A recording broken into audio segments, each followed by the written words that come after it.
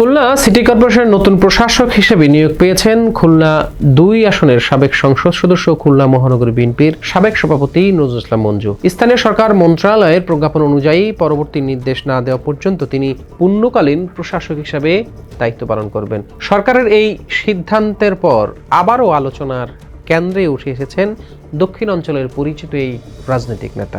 গত 22 ফেব্রুয়ারি জারি করা এক প্রজ্ঞাপনে দেশের 6টি সিটি কর্পোরেশনের প্রশাসক নিয়ে দেয় সরকার। সেই তালিকায় ছিলেন নজরুল ইসলাম মঞ্জু। খুলনা সিটির প্রশাসনিক দায়িত্ব তার কাঁধে তুলে দেওয়ায় রাজনৈতিক অঙ্গনে শুরু হয়েছে নানা আলোচনা। বিশেষ করে সাম্প্রতিক নির্বাচনে তার পরাজয়ের পর এই নিয়োগ নতুন মাত্রা যোগ করেছে এই আলোচনায়।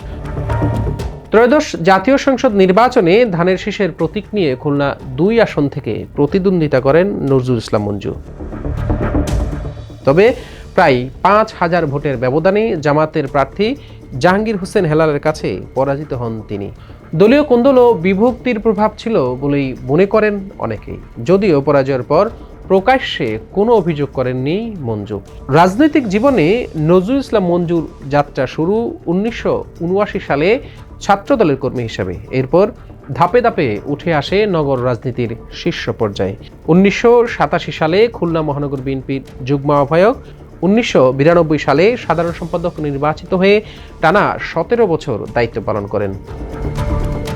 2009 সালে সম্মেলনের মাধ্যমে সভাপতি নির্বাচিত হন এবং 2021 সালের 9 ডিসেম্বর পর্যন্ত মহানগর বিএনপির সভাপতির দায়িত্ব পালন করেন।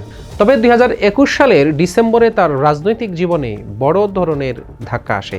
মহানগর বিএনপির নতুন আহ্বায়ক কমিটি গঠনের সময় তিনি তার অনুসারীরা বাদ পড়েন। দলীয় সিদ্ধান্ত পুনর্বিবেচনার দাবি জানালে তাকে শোকজ করা হয় এবং পরে বিভাগীয় সাংগঠনিক সম্পাদকের পদ থেকেও অব্যাহতি দেওয়া হয়। এই ঘটনার পর খুলনায় শুরু হয় ব্যাপক প্রতিক্রিয়া। মহানগর, থানা ও ওয়ার্ড কমিটি প্রায় 6 শতাধিক নেতা পদত্যাগ করেন। এরপর থেকে কোনো সাংগঠনিক পদে না থাকলেও দলীয় কর্মসূচিতে সক্রিয় ছিলেন মঞ্জু। দলীয় নেতাকর্মীদের ভাষ্য, পদ না থাকলেও রাজপথ ছাড়েননি তিনি। কর্মসূচিতে গিয়ে হামলা ও গাড়ি ভাঙচুরের শিকার হলেও সক্রিয় থেকেছেন মাঠে। সাম্প্রতিক রাজনৈতিক আন্দোলনেও তাকে দেখা গেছে সরব ভূমিকায়। বিএনপির নেতাদের দাবি, নজরুল ইসলাম মঞ্জু বেগম খালেদা জিয়ার একজন বিশ্বস্ত কর্মী হিসাবে দীর্ঘদিন কাজ করেছেন। দক্ষিণ অঞ্চলে দল সংগঠিত করতে তার ভূমিকা ছিল গুরুত্বপূর্ণ। দীর্ঘ 43 বছরের রাজনৈতিক জীবনে নানা উত্থান পতনের মধ্য দিয়েই পথ চলেছেন তিনি।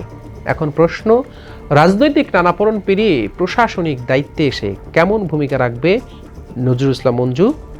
খুলনা সিটি কর্পোরেশন উন্নয়ন, সেবার মান ও প্রশাসনিক স্থিতিশীলতায় তার অভিজ্ঞতা কতটা প্রভাব ফেলবে সেটি এখন দেখার অপেক্ষায়। ইউএফটি ফার্স্টের সাথে ট্রেড করুন যে কোনো জায়গা থেকে।